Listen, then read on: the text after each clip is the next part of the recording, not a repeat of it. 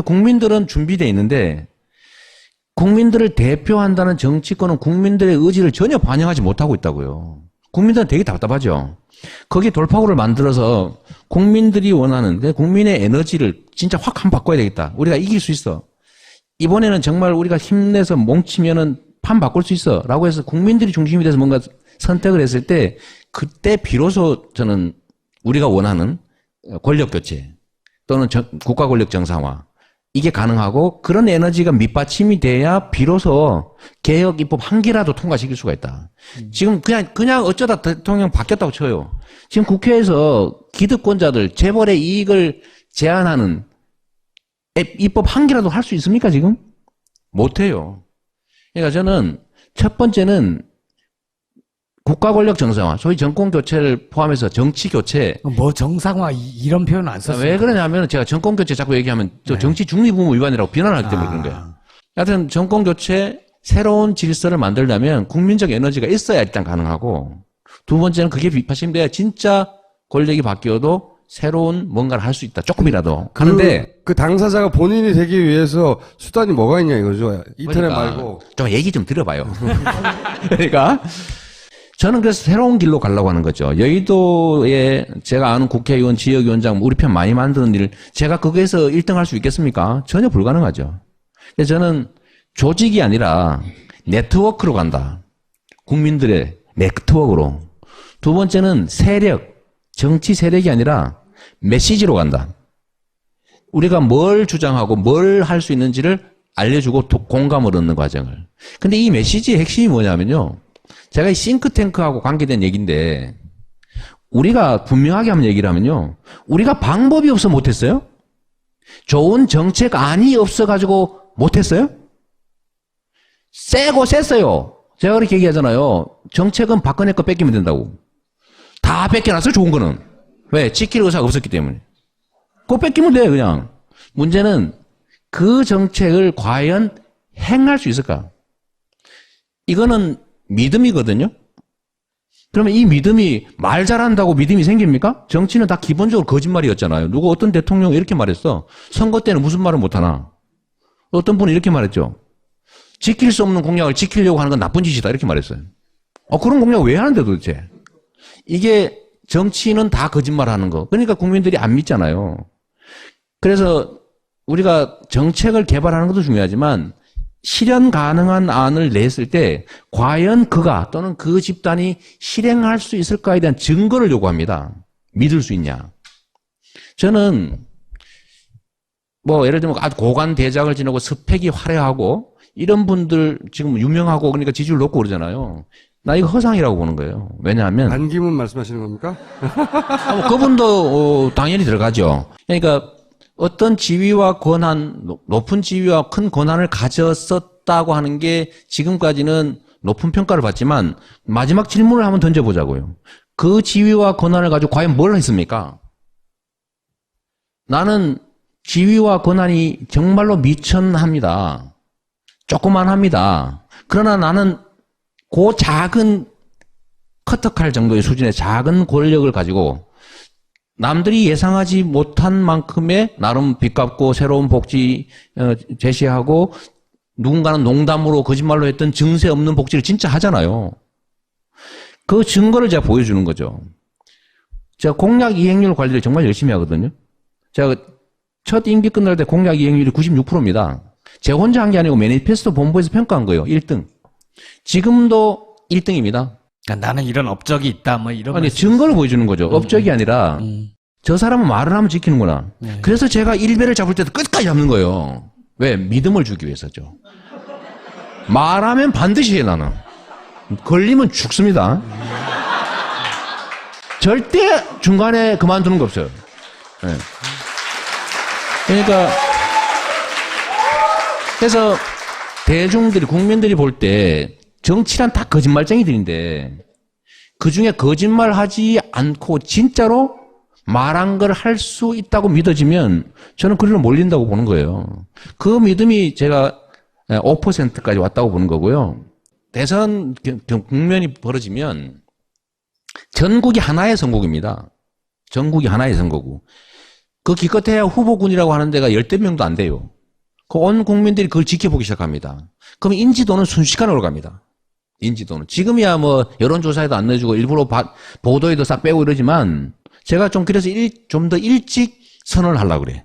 못 빼게. 지금은 그러면은 더불어민주당의 대선 후보 경선에 참여할 결심을 했다. 이 그렇죠. 단계인가요? 뭐 결혼선은 날짜는 안 잡았는데 사랑한다고 말하고 있는 거지 지금 막. 보통은 출마 선언을 하는데 결심 선언을 했어요. 말도 안 되는. 선언은 아니고 결심 물어보길래 말을 했죠. 결심했다. 나 결혼하기로 했다. 근데 선언을 한 건데 어쨌든 대선에 나오겠다는 거죠. 지금은 결심을 한 거니까. 아니 뭐 결심했고요. 이제 저는 다른 사람들보다 괜히 뭐 사양하는 척하고 저는 이런 거 안 합니다. 지난번에 대표 경선에 참여하겠다, 검토하겠다 이러다 안 하셨잖아요. 검토만 했지. 예.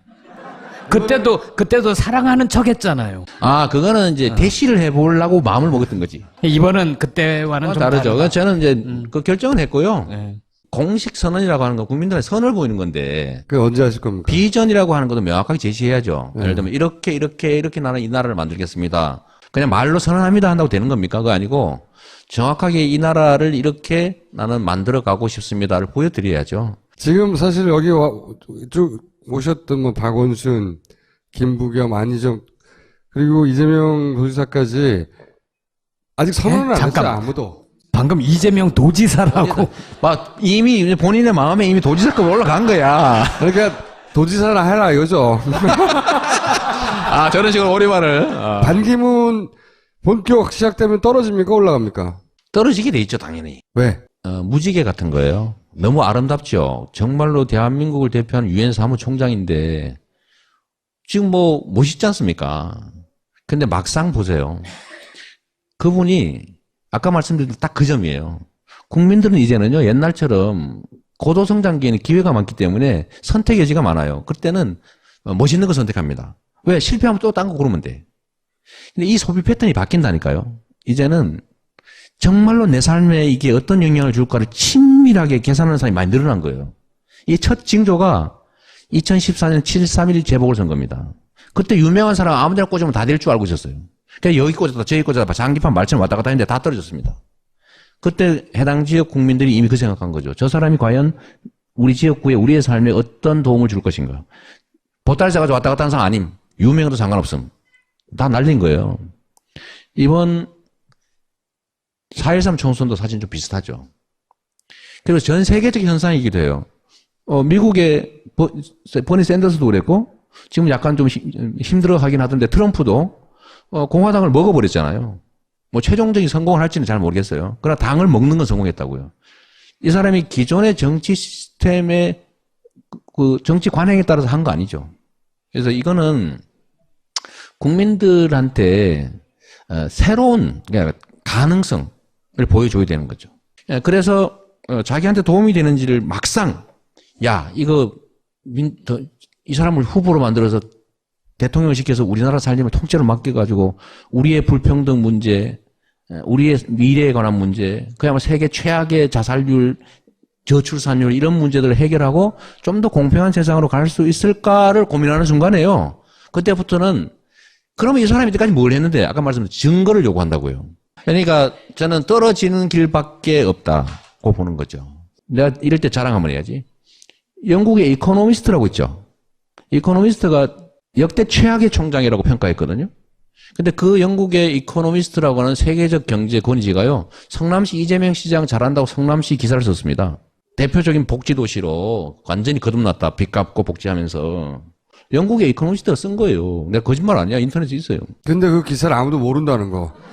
그러면 이제 그때 제가 막 알리는 거지. 에?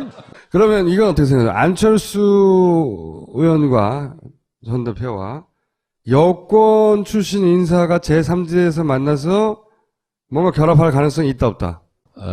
야권 통합, 그 다음에 예를 들면 그게 잘 안 됐을 경우에 후보 단일화, 이거는 정치하는 사람들이, 특히 야권에 정치하는 사람들의 국민에 대한 의무라고 생각합니다. 근데 안철수 의원은 야권에 있는 후보들하고 단일화를 생각하는 게 아니라 나와서, 그리고 그 나온다면 당을 구분하지 않고 여권의 출신 인사하고도 이렇게 결합할 의사가 있는 것처럼 보인단 말이죠. 그런 말도 많이 하고. 그러니까 이것도 전국 관리 능력의 일부인데, 국민의당도 지금까지는 야권 포지션을 가지고 있잖아요. 네. 근데 여기를 예를 들면 야권 통합이나 아니면 가능성 있는 영역으로 우리가 끌어들이도록 하는 게 정치적 역량인데 이걸 자꾸 문제를 만들거나 아니면 공격적 태도를 취하거나 배타적 태도를 취해가지고 저쪽으로 가도록 밀어내면 안 된다는 거죠. 밀어내는 게 아니고 자기들이 가는 거 아니에요, 그냥? 저는 그 두 가지 측면이 다 있다고 생각합니다. 이 안에서도 기회를 얻을 수 있다면 그렇게 안 하겠죠. 그래서 저는 제3지대 얘기 최근에 뭐 이래저래 나오는데 저는 누구를 빼고 하는 방식은 성공할 수도 없고 그건 또 다른 갈등을 만들기 때문에 도움이 안 될 것 같고요. 친박하고 친문만 빼고는 다 오라는 건데. 그렇죠. 그러니까 어떤 지위와 권한, 높은 지위와 큰 권한을 가졌었다고 하는 게 지금까지는 높은 평가를 받지만 마지막 질문을 한번 던져보자고요. 그 지위와 권한을 가지고 과연 뭘 했습니까? 나는 지위와 권한이 정말로 미천합니다. 조그만합니다. 그러나 나는 그 작은 커터칼 정도의 수준의 작은 권력을 가지고 남들이 예상하지 못한 만큼의 나름 빚갚고 새로운 복지 제시하고 누군가는 농담으로 거짓말로 했던 증세 없는 복지를 진짜 하잖아요. 그 증거를 제가 보여주는 거죠. 제가 공약 이행률 관리를 정말 열심히 하거든요. 제가 첫 임기 끝날 때 공약 이행률이 96%입니다. 제가 혼자 한 게 아니고 매니페스토 본부에서 평가한 거예요. 1등. 지금도 1등입니다. 나는 이런 업적이 있다, 뭐 이런. 아니, 증거를 보여주는 거죠. 업적이 아니라, 저 사람은 말을 하면 지키는구나. 그래서 제가 일배를 잡을 때도 끝까지 잡는 거예요. 왜? 새로운 질서를 만들려면 국민적 에너지가 있어야 일단 가능하고, 두 번째는 그게 비파심돼야 진짜 권력이 바뀌어도 새로운 뭔가를 할 수 있다. 조금이라도. 하는데. 그 당사자가 본인이 되기 위해서 수단이 뭐가 있냐 이거죠. 인터넷 그러니까 말고. 좀 얘기 좀 들어봐요. 그러니까. 저는 그래서 새로운 길로 가려고 하는 거죠. 여의도에 제가 아는 국회의원, 지역위원장, 우리 편 많이 만드는 일, 제가 거기에서 1등 할 수 있겠습니까? 전혀 불가능하죠. 그래서 저는 조직이 아니라 네트워크로 간다. 국민들의 네트워크로. 두 번째는 세력, 정치 세력이 아니라 메시지로 간다. 우리가 뭘 주장하고 뭘 할 수 있는지를 알려주고 공감을 얻는 과정을. 근데 이 메시지의 핵심이 뭐냐면요. 제가 이 싱크탱크하고 관계된 얘기인데 우리가 분명하게 한번 얘기를 하면요. 우리가 방법이 없어 못했어요? 좋은 정책안이 없어가지고 못했어요? 세고 셌어요. 제가 그렇게 얘기하잖아요. 정책은 박근혜 거 뺏기면 된다고. 믿음을 주기 위해서죠. 말하면 반드시 해 나는. 걸리면 죽습니다. 절대 중간에 그만두는 거 없어요. 네. 그러니까 그래서 대중들이 국민들이 볼 때 정치란 다 거짓말쟁이들인데 그중에 거짓말하지 않고 진짜로 말한 걸 할 수 있다고 믿어지면 저는 그리로 몰린다고 보는 거예요. 그 믿음이 제가 5%까지 왔다고 보는 거고요. 대선 국면이 벌어지면 전국이 하나의 선거구입니다. 전국이 하나의 선거구. 그 기껏해야 후보군이라고 하는 데가 10대 명도 안 돼요. 그 온 국민들이 그걸 지켜보기 시작합니다. 그럼 인지도는 순식간에 올라갑니다.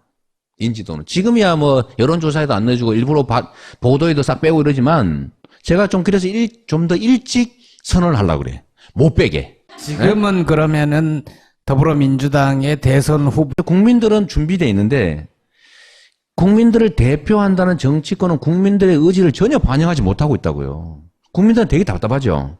거기에 돌파구를 만들어서 국민들이 원하는데 국민의 에너지를 진짜 확 한 바꿔야 되겠다. 우리가 이길 수 있어.